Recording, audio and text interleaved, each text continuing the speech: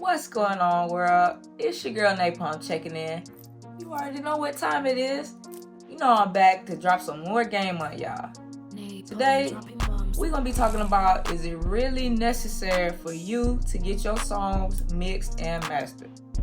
So for those of you who don't know, I'm a producer, engineer, musician, and DJ with over 10 years of music industry experience. So a little while ago, I was inspired by a client of mine who recently started letting me mix and master all of their songs for release. Previous to this, they were just releasing the rough mixes that we would record in the studio and the quick versions that I would make right after we recorded the song. Now, it's definitely a big difference between the rough mix and the final mix. I know some of y'all at home or wherever you're watching this, like, wait, I thought when I get the song back from the engineer after the session was done, that's the final product. But no, in actuality, that's really only a rough mix. In simple terms, a rough mix, also known as a raw mix or an organic mix, is basically a demo version of the song. So a rough mix is a preliminary mix of the existing tracks and elements of a song. A lot of the times the rough mix is the first opportunity for the artist, songwriter, the producer, and whoever else is working on the project or the song to get an idea of what all of the tracks are going to sound like together. Very few final productions are made without there being a rough mix first. A lot of the times on projects or songs, the person tracking the session or recording the vocals or the instruments for the session is not always the same person who is going to be mixing or mastering the session. So a lot of the times, that first tracking engineer will provide a rough mix to the mixing or mastering engineer, and it's up to the mixing and mastering engineer if they would like to use that as a baseline to complete the final mix.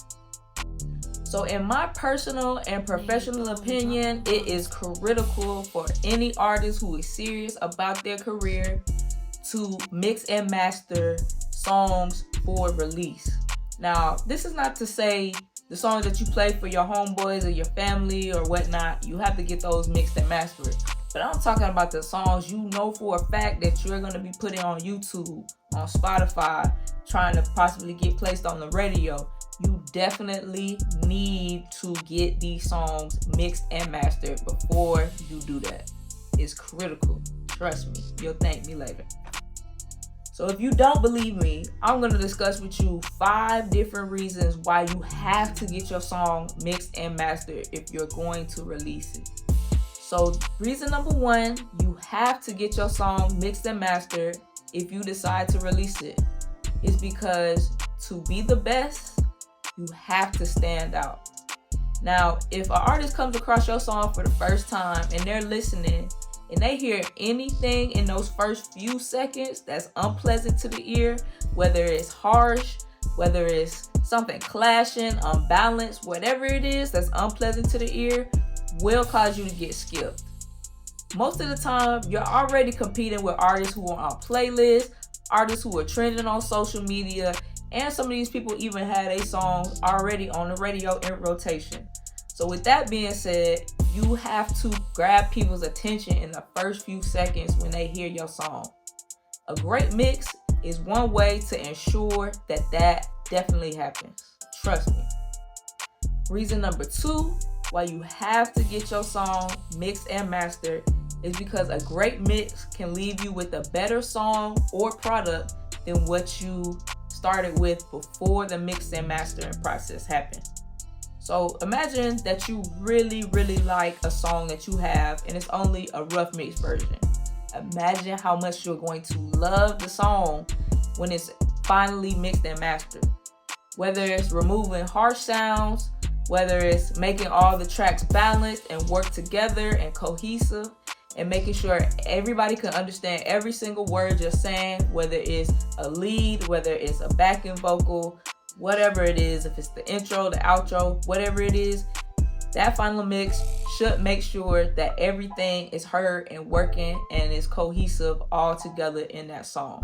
You don't want anything to stand out or be too loud or too soft or too far to the left, too far to the right. Whatever the case may be, you want to make sure the whole song is gelling and rocking all together.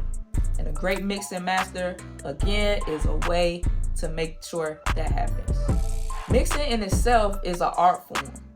So a great mixing engineer and mastering engineer can put their stamp on a record just like a feature or a producer can. Some of these bigger mixing engineers are actually getting percentages on albums and singles. These record labels, artists, producers, and other people who are getting these people to mix these records realize that these engineers can not only sonically take their music to the next level, they can really change the trajectory and success path of their song. So they're willing to give them these rights. The third reason why you want to definitely get your song mixed and mastered before you release it is because you want to have consistency across multiple listening devices. Whether it's in the car, whether it's in a studio like this, whether it's in the club, whether it's in your earpods or your headphones or whatever you're listening through, even if it's just your phone speakers, you want to make sure your song sounds great regardless of where you are. Have you ever been in a session, got that mix from that engineer back, and went out to your car and listened to it, and it just don't hit as hard as you thought it was when you were listening back in the studio? Well, that's because it's not a final mix and master. So mixing and mastering can definitely help solve this problem.